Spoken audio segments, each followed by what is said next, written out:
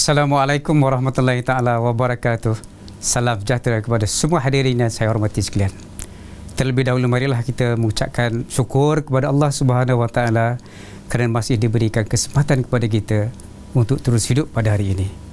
Dan marilah kita memohon kepada Allah Subhanahu wa taala untuk memberikan keringanan, kesembuhan dan kebaikan, kesihatan yang memuaskan kepada rakan-rakan kita, sahabat-sahabat kita, jiran tekan negara kita, seterusnya seluruh warga negara di negara kita ini, supaya mereka ini dilindungi oleh Allah Subhanahu Wa Taala daripada wabak COVID-19 ini. Alhamdulillah, pada pagi ini, pada kesempatan ini, saya akan berkongsi dengan saudara-saudara sekalian berkenaan dengan satu topik yang barangkali sudah biasa kepada kita, tetapi kita perlu lebih mengetahui dengan mendalam, iaitu berkaitan dengan kesusastraan Melayu. Apa itu kesusastraan Melayu? Apakah itu kesusastraan Melayu? Apakah itu kesusastraan Melayu? Yang selama ini kita biasa dengar, kita biasa mengikuti, kita biasa dihebahkan, kita biasa membacanya dalam surat khabar. Tetapi apakah sebenarnya sastra Melayu itu dalam konteks kehidupan kita masa kini dan masa hadapan? Okey, baiklah. Untuk itu saya akan berkongsi dengan saudara-saudara sekalian berkenaan dengan sastra Melayu ini di atas topik mengajar, mendidik dan mewariskan.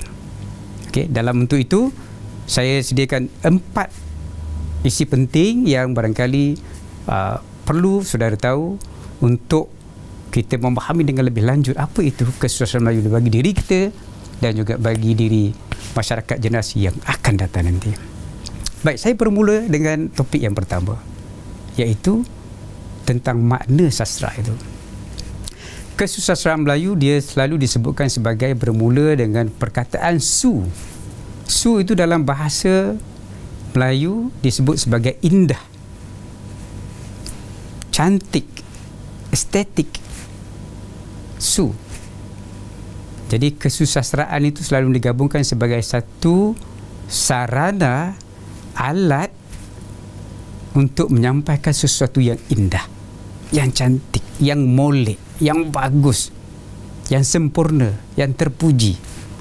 Dari segi apa? Dari segi isi dia, kandungan dia, pengajaran dia. Okay, jadi sastra itu membawa makna sarana ataupun alat untuk menyampaikan kebaikan kepada manusia, kepada kehidupan keseluruhan manusia. Baik. Baik, kalau tanpa sastra, bahasa yang kita dokong hari ini tidak akan ada indah dia.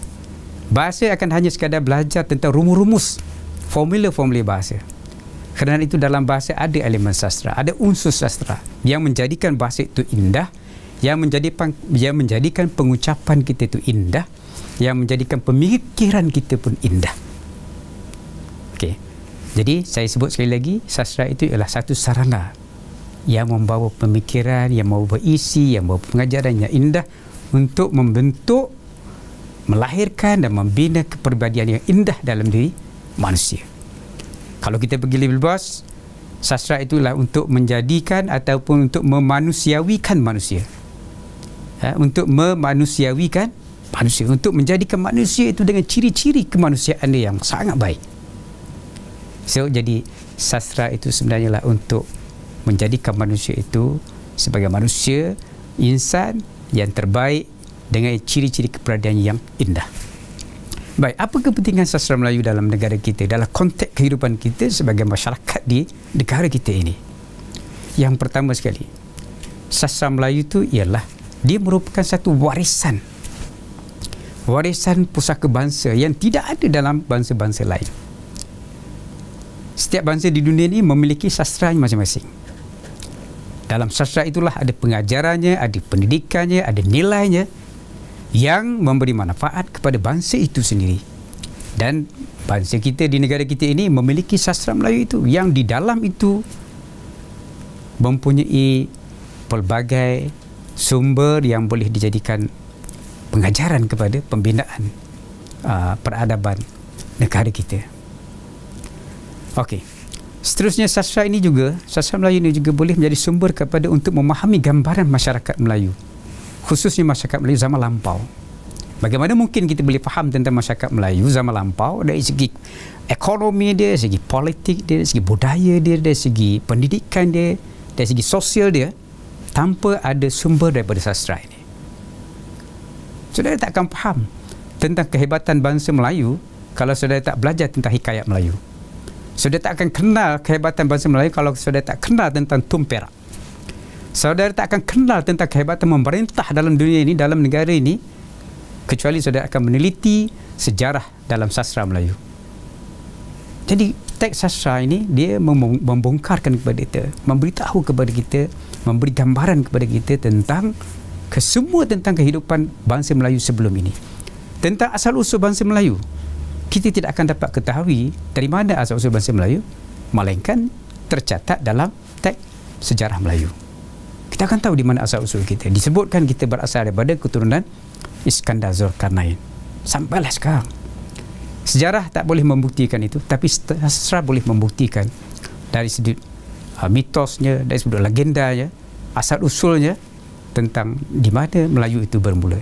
Kita tak akan tahu asal-usul suatu tempat, negeri Melaka umpamanya, tapi dalam sejarah Melayu dan sastra Melayu disebutkan asal-usul negeri Melaka, asal-usul negeri Kedah, asal-usul negeri Perak, asal-usul bangsa negeri, sesuatu bangsa, satu kaum itu di suatu tempat itu.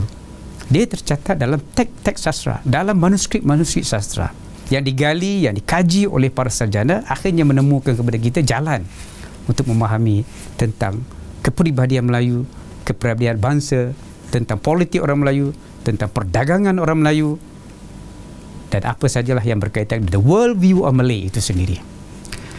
Jadi daripada sumber teks sastra inilah hari ini kita boleh faham tentang hebatnya budaya Melayu, tentang hebatnya adab orang Melayu. Macam mana kita nak tahu orang Melayu ni baik dengan jiran, tetangga kita? Saudara pernah dengar tentang pantun buah cempedak di luar pagar kan? Buah cempedak di luar pagar, ambil galah tolong colokkan. Saya baca yang tu saja, pembayang dia.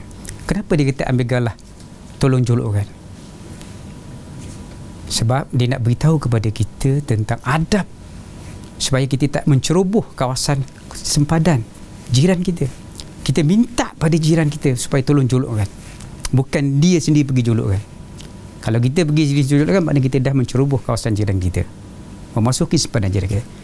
Dalam dua baris pantun ini memberitahu tentang adab, bagaimana kita seharusnya berkomunikasi dengan jiran kita. Sangat halus. Buah cempedak di luar pagar, ambil galah tolong jolokkan. Saya budak baru belajar, kalau salah tolong tunjukkan. Dua baris yang terakhir itu ialah makna, maksud kepada pembayang. Dia memberitahu kepada kita tentang adab. Adab kita mesti menuntut ilmu dengan guru kita. Tak boleh kita belajar dengan tanpa guru. Kalau salah tolong tunjukkan. Siapa yang akan tolong tunjukkan kepada kita? Guru kita. Adab diajarkan kepada kita.